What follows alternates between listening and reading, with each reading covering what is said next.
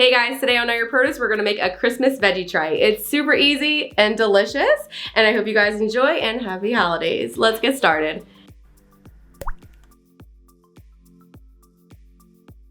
So to get started, I like to use a neutral colored plate, and I arrange first the cucumbers. I just used some English cucumbers, and I used a vegetable peeler to kind of peel off some of the peel but leave a little bit on. I think it looks nicer this way. And then we layer on some broccoli florets. If it has a little bit of yellow on it, it's fine, just put it a little bit face down instead of face up.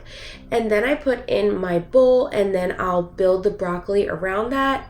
Then we're going to use some cherry or grape tomatoes. Make sure you put them stem side down, and then just arrange those however you see fit, kind of like Christmas balls on a holiday wreath.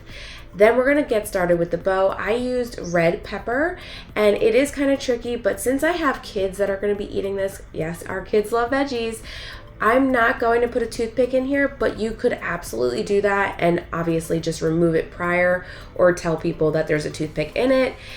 Now would be the time to make any changes. I actually added little V slits to my ribbon. I felt it gave it more body and it just looked better. For the dip, you can use your favorite dressing or sour cream with onion soup mix.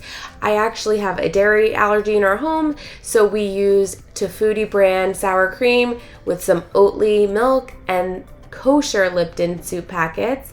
We hope you guys enjoy this quick and easy little tutorial, and we'll see you soon.